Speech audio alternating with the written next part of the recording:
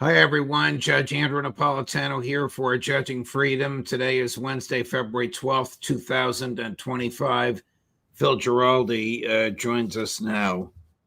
In your long history in the military and in the Central Intelligence Agency, what is your view as to whether Israel is friend or foe? Well, I think it's something that falls in between. That people who claim that Israel is a friend are basically lying completely, 100%. Israel has never done anything that has benefited the United States, at least within my understanding of what Israel and America's relationship has been. But Israel is not a foe in the sense that Israel is totally reliant on the United States money and weapons and political cover for all of the mischief it gets into and all the things it does. And so it's not an enemy per se, but I would add that it has worked very hard to control the political system in the United States from top to bottom. And we are seeing, particularly in the last couple of administrations, that they have been very successful at that. They have gotten the United States to be a participant in a massive genocide like nothing that's been seen since the World War II. And they have also milked our economy and taken our money, taken our weapons to use to make us complicit in all of the war crimes that it's carrying out. So they don't want us as an enemy, but at the same time, they have done awful things to us. Do they spy on us? Does the Mossad spy on the United States government? Have you ever heard of Jonathan Pollard? I'm Jonathan going, Pollard. I'm going to ask you about Jonathan Pollard in a minute, but as a general matter, is Mossad listening to Donald Trump as we speak? Well, Mossad basically has been spying very effectively on the United States uh, since going back to the 1980s. To my direct knowledge, there were a number of exposés back then which didn't appear too much in the New York Times, where the Defense Department and others were documenting how Israel was spying, and it was spying very often using people, American Jews in particular, that were in senior positions in the Pentagon and in the White House. And I could name some of them, but that would probably be impolite. But the fact is, this was going on and continues to go on. Why do we have Tom Massey saying that AIPAC and other Israel lobby groups have people sitting in with every congressman? I assume he was speaking of the Republicans, which he knew about. Right. But I would bet it's every congressman. They have somebody in the staff with the congressman who no doubt is reporting to Mossad also. And these people are there to make sure that the congressmen are all doing the right things for Israel. Do they have somebody in the White House reporting to Mossad about what Donald Trump and the people around him are doing? Well, I can't name anyone, but I would bet they do.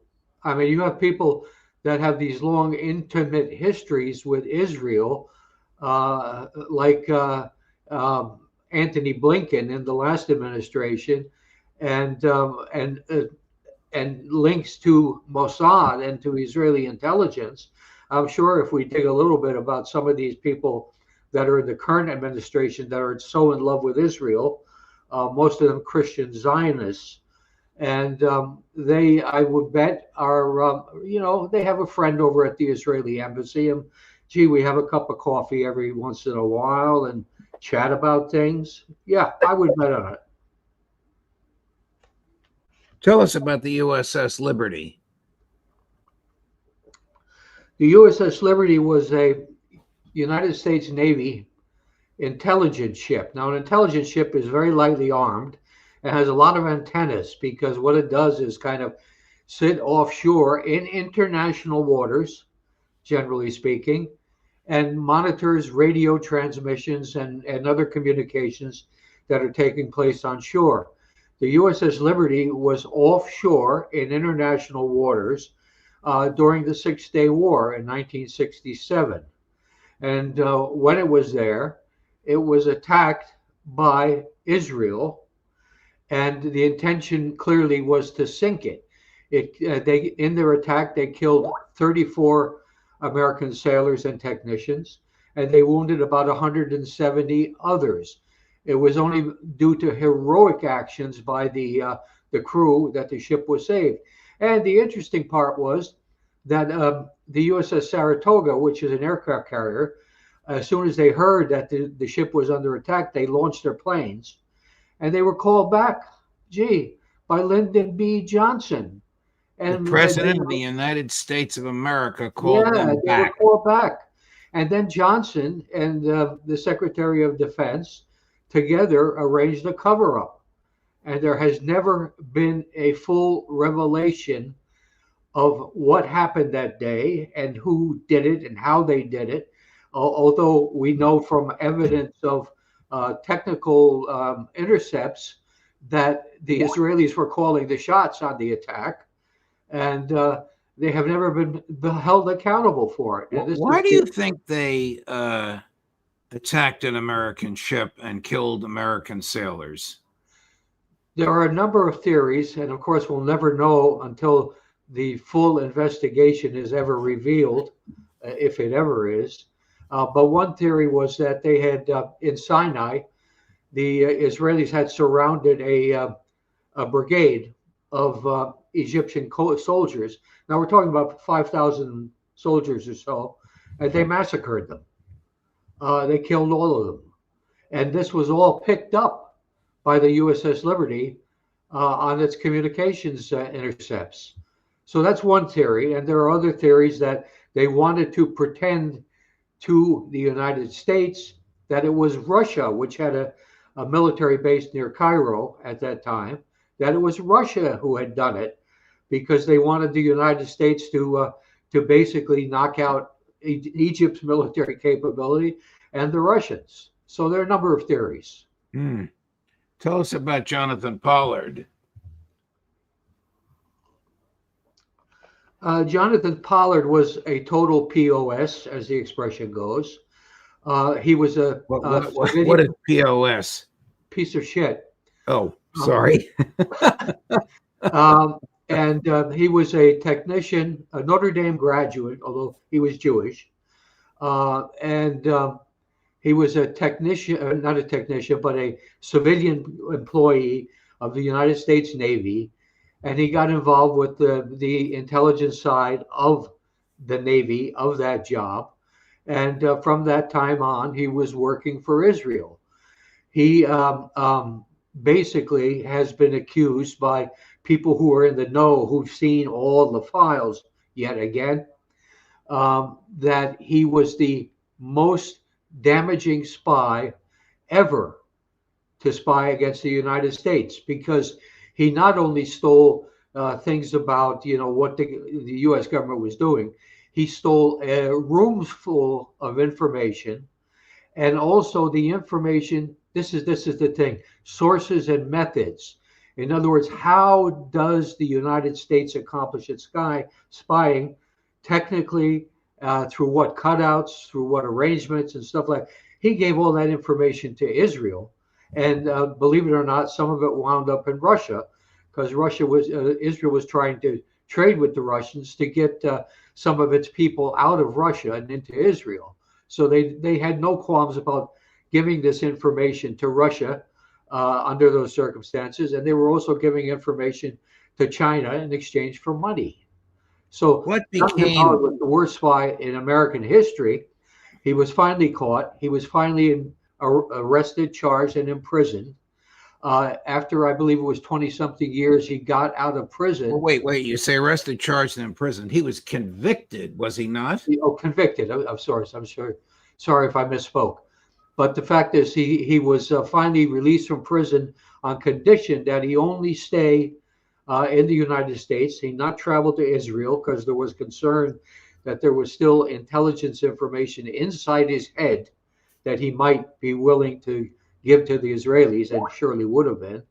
But along came Donald Trump, and Donald Trump released him from that restriction. The guy went over to Israel, where he is now a hero, and they have a city square in Jerusalem, I believe, named after him. Tell us about FARA. Well, FARA is the Foreign Agents Reporting Act that basically was established. Well, it was established in 1938 when there were allegedly German and Italian and Japanese agents working in the United States. They thought it was a good idea to make these people register as agents of those foreign governments. Now, FARA is interesting because it's used fairly frequently with Russians and Chinese and other people. But the one group that is most active spying in the United States and basically corrupting our political system is the Israel lobby. And the Israel lobby has never been made to register. None of its organizations, AIPAC, ADL, none of them. And these people meet regularly with the Israeli embassy people, which is also a no-no. And they also interfere in our politics, which is another no-no under FARA. And the Israelis have never been compelled to do this. Why has FARA, maybe this is a naive question, Phil, why has FARA not been enforced against Israelis? Well, that was going to be my next comment. There exists in the U.S. government something which people like me refer to as the Israeli exception. In other words, Israel can get away with things that nobody else can get away with. As you probably are very well aware, they get away with the Leahy Act and a number of other laws that they're breaking all the time in terms of nuclear weapons. The Leahy Act and its companion legislation prohibit the sale or distribution of military arms to a country that practices apartheid, engages in war crimes, or has nuclear materials that are not authorized by the UN. Right, and they've gotten away with all of that, and they get away with that. They got away with it last week when the new president decided he was sending $9 billion of bombs and other lethal equipment to Israel. And this was one of the first steps in office. Has the foreign policy of the United States with respect to Israel changed at all after January 20th? I think, if anything, it's gotten more dangerous.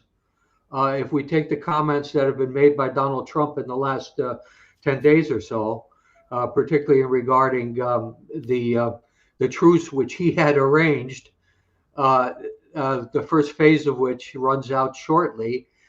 He's now threatening that if all the Israeli hostages are not released by Saturday of this week noon, there's going to be hell to pay in the Middle East. And I'm sure the hell to pay is not going to be on the part of Israel.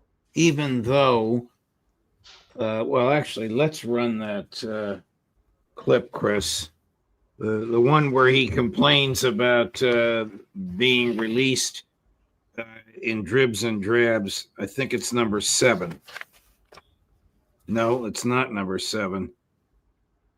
See if you can find it, Chris, the clip where Trump says he wants everybody released. As far as I'm concerned, if all of the hostages aren't returned by Saturday at 12 o'clock, I think it's an appropriate time. I would say cancel it and all bets are off and let hell break out.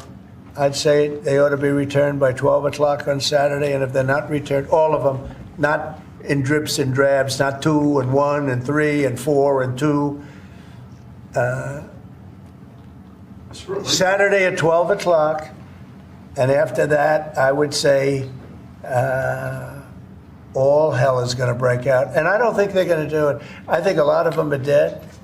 I think a lot of the hostages are dead. I think it's a great human tragedy what's happened.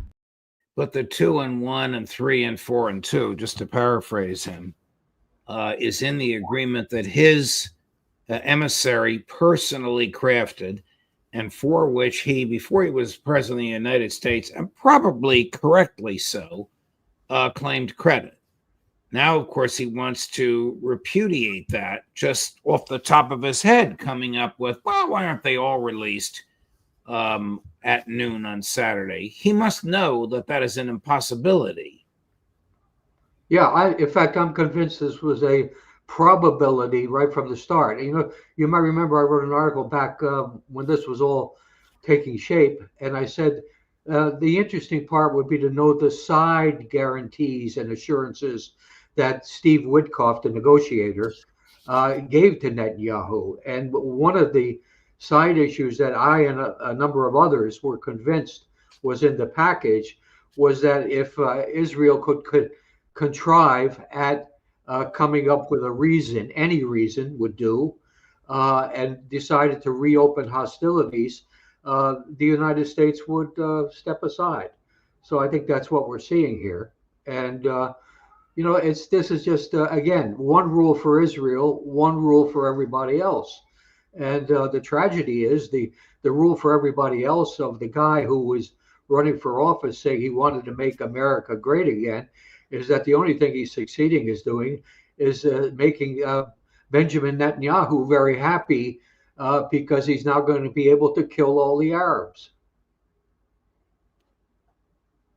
The Attorney General of the United States recently issued her own directive to the Department of Justice, establishing some sort of a task force to look at speech on college campuses critical of Zionism or supportive of the two-state solution by students who are foreign students.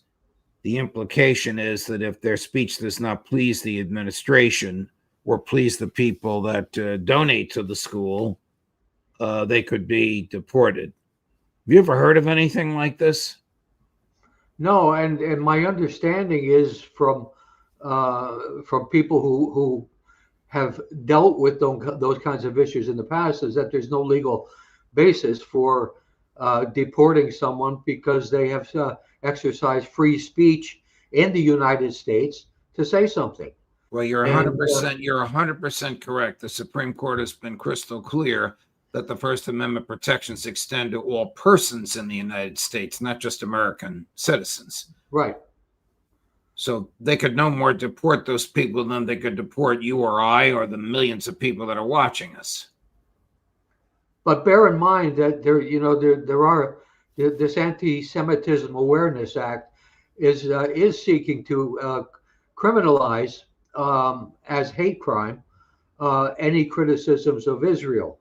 So we're moving in that direction. And there are also more than 30 states that have something written into their bylaws, which makes people like me or you, I don't know what it's like in New Jersey or in Virginia exactly, but the fact is to get, in many cases, a government service that is supposed to go to every citizen of that state, you have to sign a paper that says that you are not in favor of or supportive of any boycott groups or anything, approval of boycott against the state of Israel. That's how ridiculous it's gotten.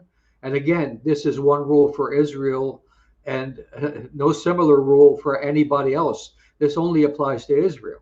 What is Zionism?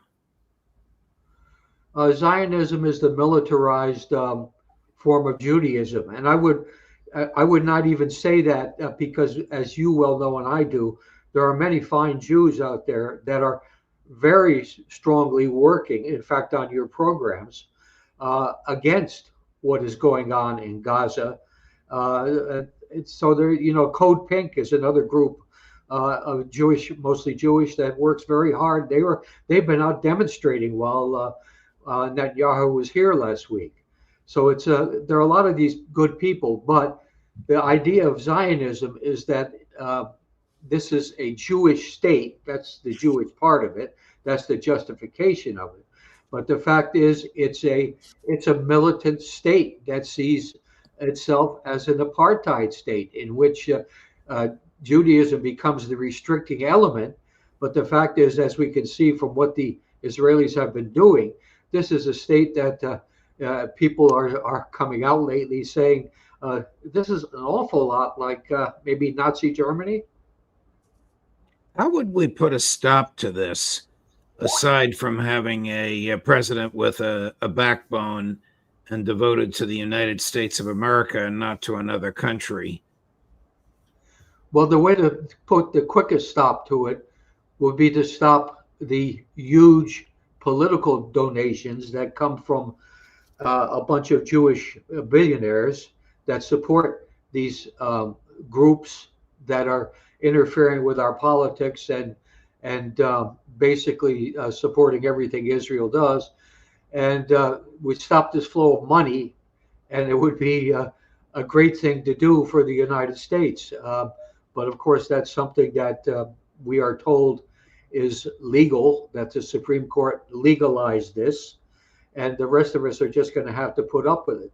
So money is going to buy the politics. Money buys the politicians. Money does everything. I mean, and it's a tragedy of our system. It's a tragedy. It's always been a tragedy of every political system where money basically was used by people to buy favors and to support their interests. And we've got it right here, and we've got it big time. And it's big time all coming from the Israel lobby. Do you think that Donald Trump controls Netanyahu, or Netanyahu controls him? I think that it's more that Netanyahu controls him, but they're operating through the Israel lobby and through the money and through the support that's bought that in that fashion. Trump may not have won the last election without the I've seen estimated of something approaching $1 billion that came from various Israel lobby sources. Well, I wanted to get all of these facts out, Phil. I know some of this we've hashed over before, but you have a fabulous piece out there which purports to be, or what you would advise would be, an executive order signed by the president attempting to undo all of these injustices. And I appreciate your going. I actually went through the executive order in my the proposed executive order in my questions to you. Very helpful, Phil. Thanks very much. Where's the dog? Where's Rupert? Did he leave? Right behind me. All right. Did you see him? I don't see him. By the door. We've cropped it. Oh, now I see him by the door. Okay. And the cat's there too. I thought that they were so upset at what we were discussing that they went elsewhere in the house. All the best to you, Phil. We'll see you again next week. Thank you, my friend. Thank you. Bye-bye. Coming up at 4 o'clock Eastern, midnight in Moscow, Pepe Escobar, Judge Napolitano for Judging Freedom.